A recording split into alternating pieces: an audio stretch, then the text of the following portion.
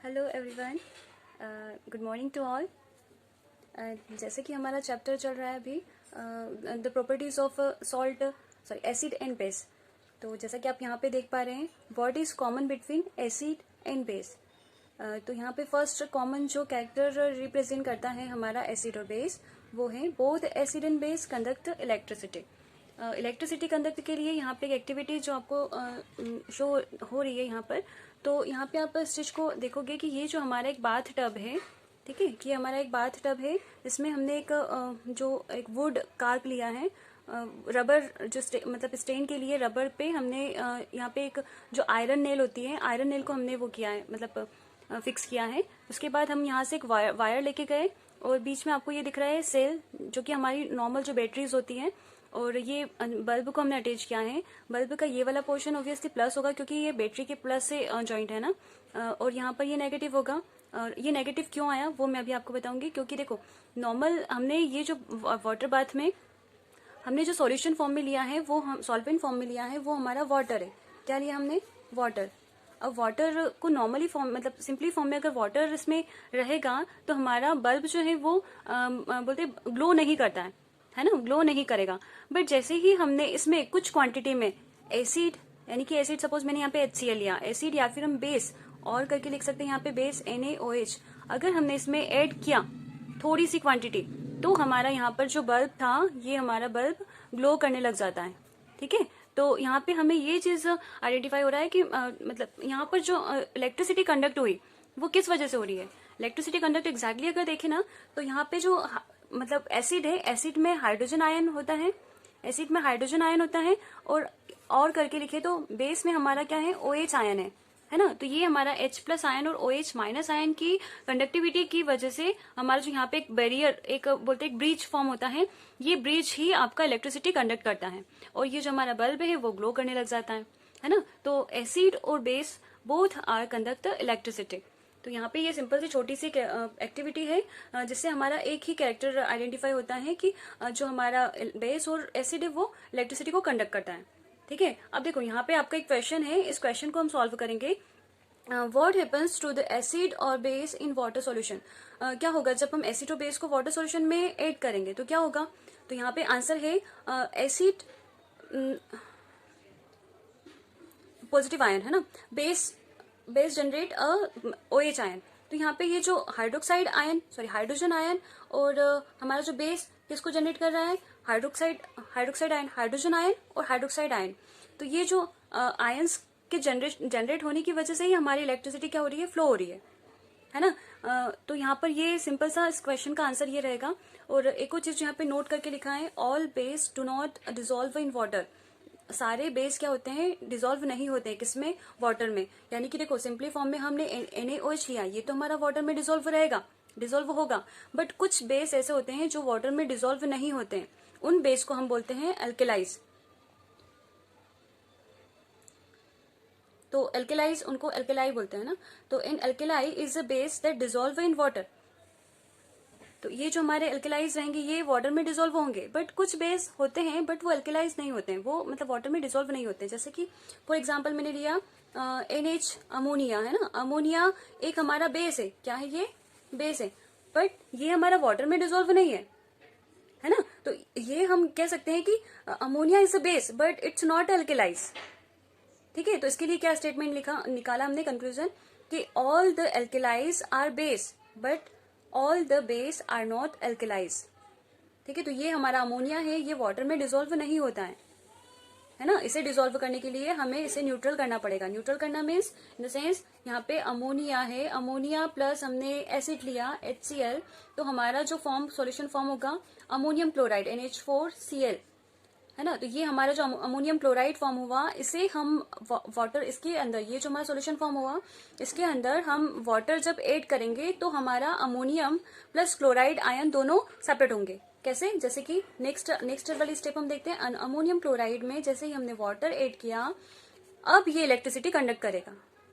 ठीक है, तो वो कैसे कंडक्ट कर रहा है, यहाँ पे हम देखते हैं। यहाँ पे जो आयन फॉर्म हुआ ammonium plus Cl minus ion form हुआ ये पॉजिटिव और नेगेटिव आयन इलेक्ट्रिसिटी कंडक्ट करेगा। अगर डायरेक्ट हम अमोनिया को इसमें ऐड करते हैं तो वो इलेक्ट्रिसिटी कंडक्ट नहीं करता है है ना। तो यहाँ पे एल्केलाइज का मतलब क्या होगा, मेन मुझे एल्केलाइज समझाना था यहाँ पर। तो alkalis is the base that dissolve in water. इसके लिए मैंने एक लास्ट फाइनल वाला आप लोग नोट डाउन कर लेना, all the alkalis are base but all the base are not alkalis. ठीक है, तो यहाँ पर आपका एक और इक्वेशन से जो मतलब ये जो हमने प्रैक्टिकल एक्टिविटी की है, इस एक्टिविटी के थ्रू इस क्वेश्चन को भी हम सॉल्व कर सकते हैं। क्या है इसमें, क्या बोला, एसिड और बेस वाटर सॉल्यूशन में क्या क्या करते हैं, क्या होता है। तो उसमें क्या है, HCl प्लस वाटर क्या हो रहा है, हाइड्रोनियम आयन प्रोवाइड कर रहा है और क्लोराइड आयन को प्रोवाइड कर रहा है। तो यहाँ पे हाइड्रोनियम आयन जो है यही तो हमारा H+ आयन देने वाला है ना। तो और नेक्स्ट हमने NaOH लिया, तो NaOH को वाटर में डिप किया तो क्या मिला हमें, सोडियम का पॉजिटिव आयन कैटायन मिला और हाइड्रोक्साइड का एनायन फॉर्म हुआ। तो ये एनायन फॉर्म हमें इलेक्ट्रिसिटी को कंडक्ट करेगा, राइट। अब हमारा सेकेंड टॉपिक आता है the process of dilution. The process of dilution, तो डाइल्यूशन के लिए हम जो सिंपली फॉर्म में एक एक्टिविटी है जो आपके 2.10 वाली एक्टिविटी है, इसमें 24 पेज आई थिंक दिया हुआ है, एक बार चेक कर लेती हूँ। हाँ, 24 पेज पर है एक्टिविटी। तो इस एक्टिविटी में आप लोग देखोगे कि जो हमारा एसिड और base the process of dissolving an acid और base in water is highly exothermic reaction होती है जैसे ही हम एसिड और बेस को वाटर में ऐड करते हैं, है ना। तो यहाँ पे आपका एक नोट भी दिया हुआ है, वार्निंग दिया, फिगर 2.5 पे NCERT बुक में, उसमें चेक करना कि हम जैसे ही मतलब वाटर में एसिड और बेस को ऐड करेंगे, एसिड में वाटर और बेस को नहीं, अगर हम एसिड में वाटर और बेस को ऐड करते हैं तो वो जो हमारा है the glass contain may be also break due to the excessive local heating, मतलब कि वो जो हीट प्रोड्यूस होगा उसकी वजह से हमारा बीकर है वो भी टूट सकता है ना। तो हम क्या करते हैं, जो हमारा बीकर लिया हमने, the care must be taken while mixing concentrate acid with water. The acid must always be added slowly to water with constant stirring. If water added to the concentrate acid, the heat generated may cause the mixture to splash out and cause of burn. The glass contained may also be break up in the excessive local heating की वजह से हमारा beaker भी blast हो सकता है ना, bast हो सकता है। अब एक्टिविटी में हम देख रहे हैं यहाँ पे सिंपल सा फॉर्म में कुछ नहीं करना, हमें क्या करना है, एक बीकर लेना है, बीकर में हम वाटर लेंगे और वाटर की क्वांटिटी ज्यादा रहेगी और उसमें हम ड्रॉप वाइज जो हमारा कंसंट्रेट H2SO4 है उसे हम ऐड करेंगे, है ना, few drop of concentrate H2SO4 to it. And ये जो हमारा बीकर है उसे स्टीर करते रहेंगे, है ना। फिर नेक्स्ट उसके बाद हम जो ये जो हमारा बीकर है उसका जो बेस है उस बेस को हम टच करके देखते हैं। तो स्टार्टिंग में हमारा जो सॉल्वेंट था, मतलब बीकर का जो टेम्परेचर था वो नॉर्मल था, बट जैसे ही हमने एसिड को ऐड किया तो स्लाइडली हम उसको चेक करते हैं तो हमारा जो बेस होता है उसमें हीट प्रोड्यूस होता है ना। तो हीट प्रोड्यूस होना ही हमारा कौन सा रिएक्शन को रिप्रेजेंट करता है, that is exothermic reaction, right. तो यहाँ पर is there change in temperature, then yes हमारा चेंज हो रहा है टेम्परेचर, और वहां पे जो टेम्परेचर चेंज हो रहा है वही हमारी रिएक्शन है एक्सोथर्मिक रिएक्शन। इससे बेस्ड हम कुछ क्वेश्चन करेंगे, वो क्वेश्चन जब आपके सामने आएंगे तो ये चीज आपका क्लियर होगा। आई थिंक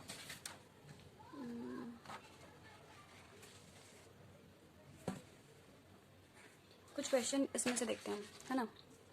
फर्स्ट ये देख लेते हैं, why does an aqueous solution of N acid conduct the electricity.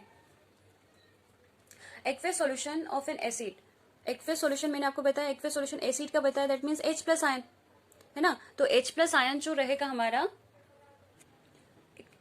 H+ ion ही आपका इलेक्ट्रिसिटी कंडक्ट करने में मेन रोल प्ले कर रहा है ना। तो यहाँ पर हम इसका आंसर सिंपली फॉर्म में देख सकते हैं।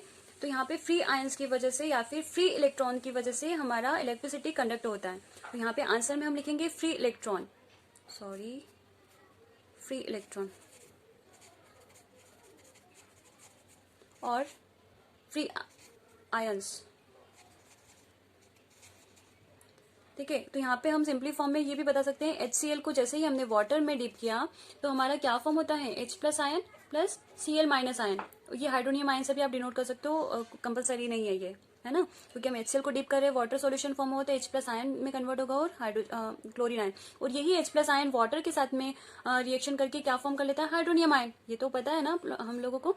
तो ये क्या हाइड्रोजन आयन को जैसे ही वाटर के साथ इसने ऐड किया तो हाइड्रोनियम आयन में कन्वर्ट हो गया, और Cl- तो था ये सॉल्यूशन में, है ना। तो क्विक रिएक्शन होती है हाइड्रोजन आयन की वाटर के साथ में, और हाइड्रोनियम आयन में कन्वर्ट कर देता है। ऐसे ही हम यहाँ पे देखते हैं जो हमारा NaCl सॉल्ट है ना। अब देखो यहाँ पे मैंने बेस नहीं लिया, मैंने यहाँ पे कौन सा लिया, कॉमन सॉल्ट, जो कि हमारा क्या है, ये एक न्यूट्रल जिसको कंपाउंड कहेंगे, है ना, क्योंकि बेस हमारा जो फॉर्म होता है न्यूट्रल था। वो बेस यानी कि हमने न्यूट्रलाइजेशन रिएक्शन में देखा था, एसिड और बेस को जैसे ही हमने मिक्स किया था तो हमारा न्यूट्रल कैरेक्टर यानी कि एलिमेंट फॉर्म हुआ था, जो कि हमारा NaCl था, है ना। तो NaCl को भी हम वाटर में डीप करते हैं तो ये भी आयोनाइज्ड होता है ना, लेकिन सिंपली फॉर्म में NaCl इलेक्ट्रिसिटी कंडक्ट नहीं करता है, बट NaCl का एक्वेस सॉल्यूशन वाटर में इलेक्ट्रिसिटी कंडक्ट करता है।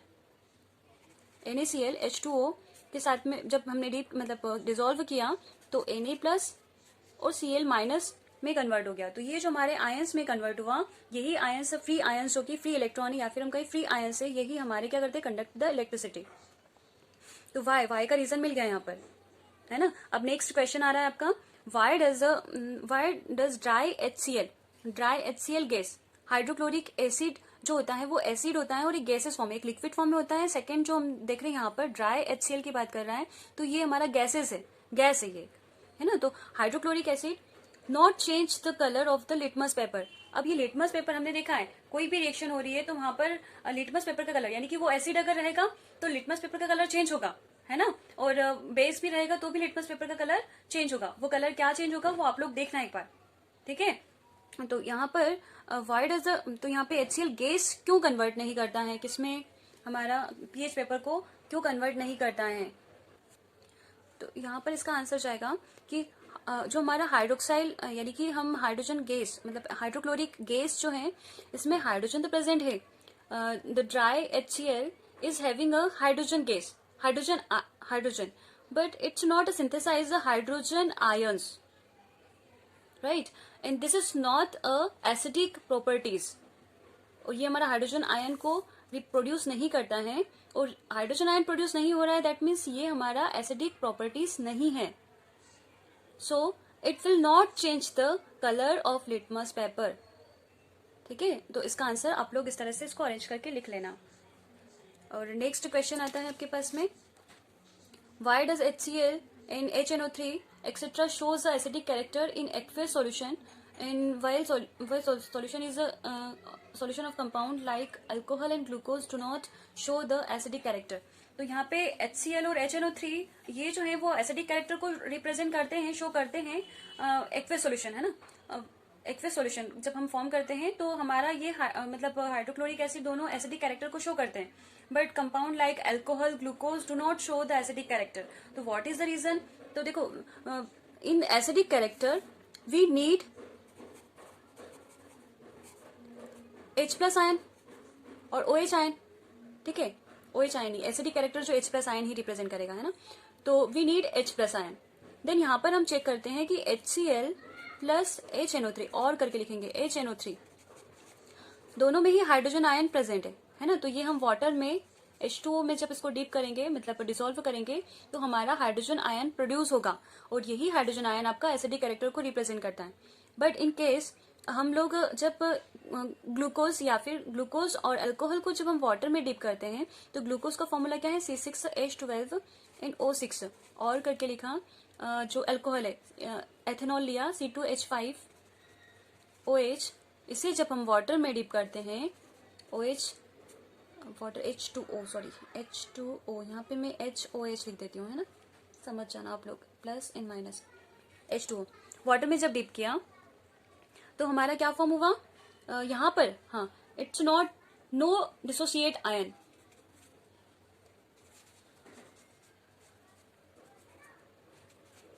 तो ये आयंस में डिसोसिएट नहीं होता है, क्यों नहीं होता है, क्योंकि यहाँ पे भी तो हाइड्रोजन प्रेजेंट है, यहाँ पर भी तो हाइड्रोजन प्रेजेंट है, बट ये चीज हमने वाटर में डिप किया तो हाइड्रोजन आयन क्यों नहीं बना।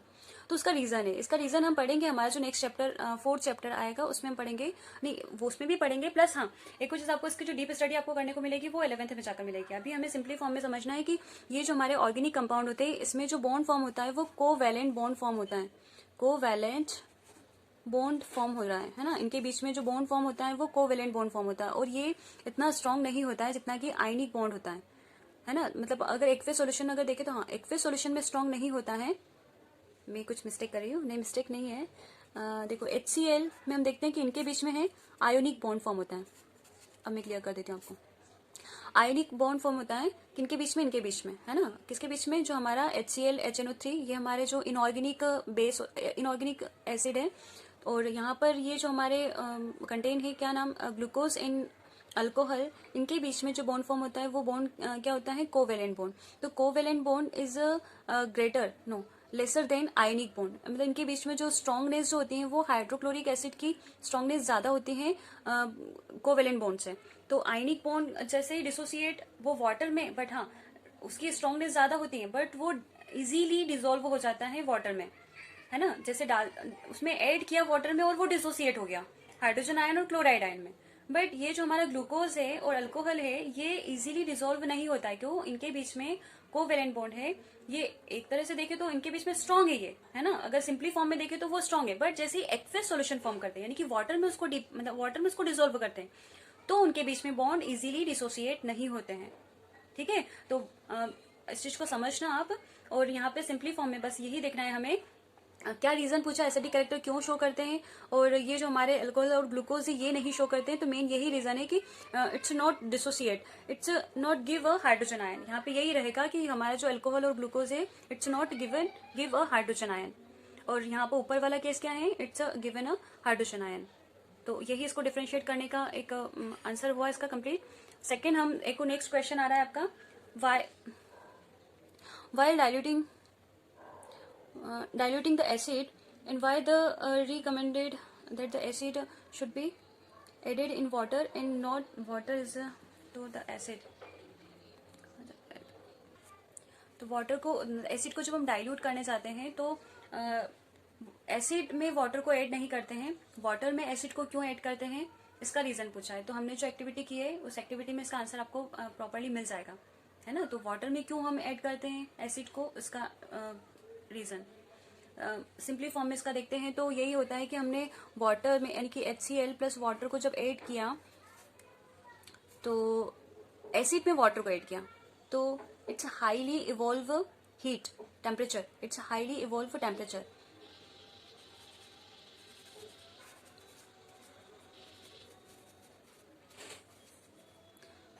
This reaction is called exothermic reaction. अब नेक्स्ट क्वेश्चन है, how is the concentration of a hydronium ion affected when the solution of the acid in diluted.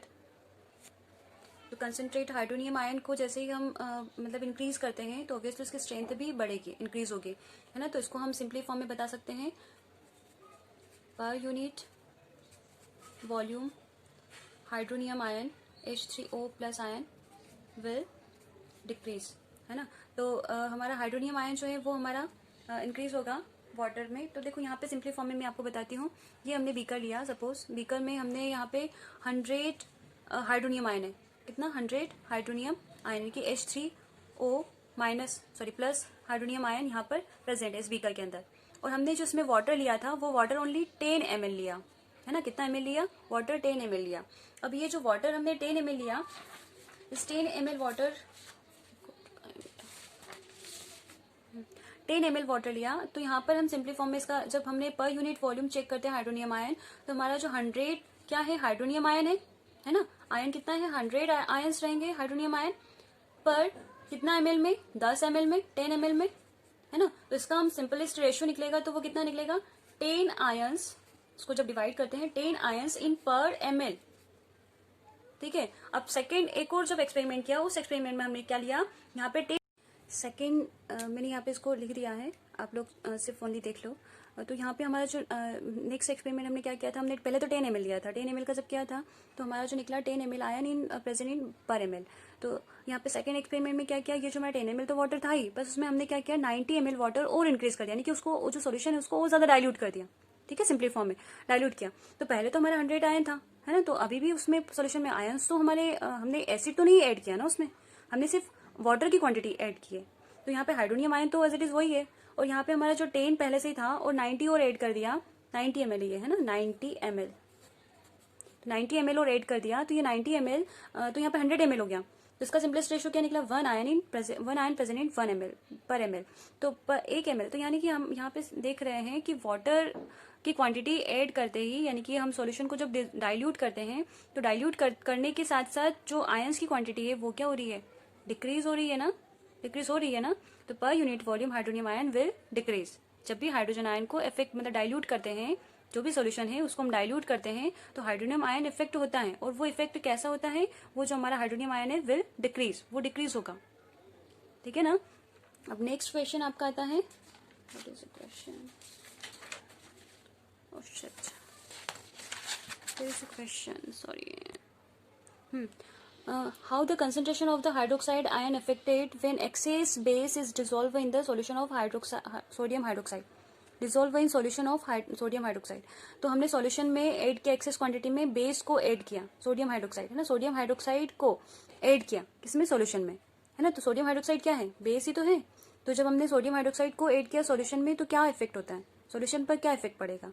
तो इसमें हम देखते हैं कि पहले जो हमारा सॉल्यूशन था उसमें ऑलरेडी हाइड्रोक्साइड आयन प्रेजेंट था, है ना। तो हाइड्रोक्साइड आयन प्रेजेंट था, उसमें हमने सोडियम हाइड्रोक्साइड को ऐड किया। तो यहाँ पर क्या हो रहा है पता है, NaOH एंड सोडियम हाइड्रोक्साइड में OH आयन नेगेटिव आयन है, ये आयंस और ज्यादा इंक्रीज होता जा रहा है। तो it will be, we can say the hydroxide ion will be increased, यानी the strength of hydroxide ion is increased, है ना। तो ये हम इसका आंसर देंगे यहाँ पर, है ना। तो ये आपका फाइनल क्वेश्चन था, जो कि आज का चैप्टर यहाँ, आज का टॉपिक यहीं पे क्लोज करते हैं। और नेक्स्ट हम पढ़ेंगे pH स्केल, जो हमारा नेक्स्ट लेक्चर होगा, ठीक है। और मुझे एक एक्सपेरिमेंट आप लोगों को बताना था, वो एक्सपेरिमेंट एग्जैक्टली आपका एक टाइप का एक्टिविटी रहेगी। वो एक्टिविटी मैं आप लोगों को अभी सिंपली फॉर्म में बता सकती हूँ।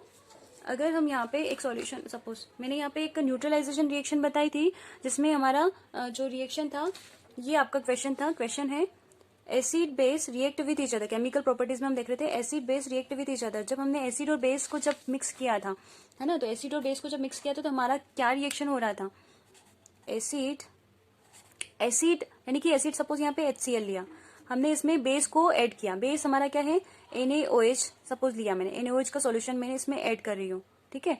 तो यहाँ पर जो रिएक्शन होगी वो क्या होगी, बता सकते हो आप, क्या होगी, यहाँ पे सॉल्ट फॉर्मेशन होगा प्लस वाटर फॉर्मेशन होगा, है ना, सॉल्ट प्लस वाटर का फॉर्म होता है। तो ये जो हमारा हमने क्या किया, ये जो सॉल्यूशन है इसको हम एक बीकर में लेते हैं, इस बीकर में ऑलरेडी पहले से एसिड था यहाँ पर, है ना, HCl प्रेजेंट था।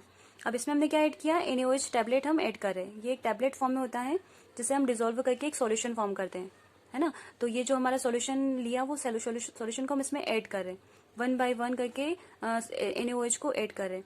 तो जितनी क्वांटिटी में HCl प्रेजेंट है ना, दोनों की, तो जितनी क्वांटिटी में HCl प्रेजेंट है उतनी क्वांटिटी में तो हमारा सॉल्ट फॉर्म होगा। सॉल्ट क्या बनेगा, जो हमारा बेसिक कंपोनेंट सॉल्ट बनेगा Na और Cl। तो NaCl हमारा सॉल्ट यहाँ पे फॉर्म होगा। जितनी क्वांटिटी में यहाँ पे Cl प्रेजेंट रहेगा उतनी क्वांटिटी में ही तो हमारा सॉल्ट बनेगा। और जो एक्सेस क्वांटिटी में हमने बेस इसमें ऐड करेंगे, है ना, ऐड करते करते सपोज मैंने थोड़ा एक्सेस क्वांटिटी में चला गया क्या, NaOH की क्वांटिटी, तो वहां पर हमारा जो और नया सॉल्ट फॉर्म होना क्लोज हो जाएगा, वहीं पे स्टॉप हो जाएगा। समझो इस चीज को। तो ठीक है, तो ये जो हमारी एक्टिविटी है ना, इस एक्टिविटी को हमको कैसे पता चलेगा कि हमारा अब सॉल्ट जो है वो बनना बंद हो गया है, तो ये कैसे पता चलेगा। तो इस रिएक्शन में हम एक इंडिकेटर का यूज करते हैं, वो इंडिकेटर आपका है फिनोप्थेलिन इंडिकेटर, फिनोप्थेलिन इंडिकेटर, है ना। तो फिनोप्थेलिन इंडिकेटर हम इसमें यूज करते हैं। तो जैसे फिनोप्थेलिन की हमने इसमें ऐड करके ये सॉल्यूशन हम फॉर्म, मतलब ये रिएक्शन करवाते हैं, तो हमारा जो एसिड की क्वांटिटी थी, तो एसिड प्लस फिनोप्थेलिन आपका कलर शो करता है पिंक कलर, ठीक है। तो ये पिंक कलर शो हो रहा है, ये सॉल्यूशन का कलर। पर जैसे ही हम बोलते हैं स्टेप बाय स्टेप NaOH की क्वांटिटीज में ऐड करते जा रहे हैं, तो हमारा सॉल्ट बनना कहीं ना कहीं एक जगह पे एक पॉइंट पर स्टॉप हो जाएगा, ठीक है, स्टॉप हो जाएगा। और हमारा NaOH की क्वांटिटी ऐड कर रहे हैं, तो ऑब्वियसली NaOH की क्वांटिटी हमारा इसमें क्या होता जाएगा, धीरे धीरे random step by step increase होता जाएगा, NaOH इंक्रीज होता जाएगा। यानी कि हम जो हमारा जो फिर नेक्स्ट स्टेप में जो कलर हमारा पिंक था, वो कहीं ना कहीं वो हमारा नेक्स्ट स्टेप में क्या हो जाएगा, कलरलेस हो जाएगा, है ना। तो यहाँ पे पहले जब पिंक कलर था दैट मीन्स हमारा HCl की क्वांटिटी ज्यादा थी, और NaOH की क्वांटिटी ज्यादा हो गई दैट मीन्स हमारा वो सोल्यूशन जो है वो कलरलेस हो गया, है ना। अब कलरलेस सॉल्यूशन, अब देखो अब एक उस थर्ड स्टेप में हम क्या करेंगे, यहाँ पे NaOH की क्वांटिटी अब ज्यादा हो गई, है ना, इस बीकर में। तो NaOH में फिर हम रिएक्शन करवा रहे HCl, है ना। हाइड्रोक्लोरिक एसिड को जैसे ही ऐड किया तो हाइड्रोक्लोरिक एसिड अगेन वो जो रिएक्शन होगी वो क्या होगी, सॉल्ट प्लस वाटर फॉर्म होगा ही, तो NaCl का फिर से फॉर्म होगा, और जो हमारा जो सोल्यूशन का कलर था HCl की क्वांटिटी ज्यादा हो जाएगी, तो हमारा कौन सा कलर आ जाएगा, अगेन पिंक कलर फिर से वो रिप्रेजेंट करने लगेगा, है ना। तो यहाँ पर ये एक एक्टिविटी है जिससे हमें पता चलता है कि यूनिवर्सल इंडिकेटर जो हम यूज करते हैं उससे हम किस तरह से एसिड और बेस को आइडेंटिफाई करते हैं, यानी कि हमें कब पता चलेगा कि हमारी एसिड की क्वांटिटी ज्यादा हो रही है या फिर बेस की क्वांटिटी ज्यादा हो रही है। तो हम ये जो इंडिकेटर का यूज करके हमने ये जो छोटा सा एक्सपेरिमेंट हम मतलब ओनली इमेजिन किया है, क्योंकि यहाँ पर प्रैक्टिकल तो पॉसिबल नहीं है, जो कि हम फिजिकली क्लास जब भी होती है हम उसे कंटिन्यू करेंगे और चीज़ों को अच्छे से आइडेंटिफाई करेंगे, है ना। तो आज के लिए इतना ही। Thank you so much to all and have a nice day.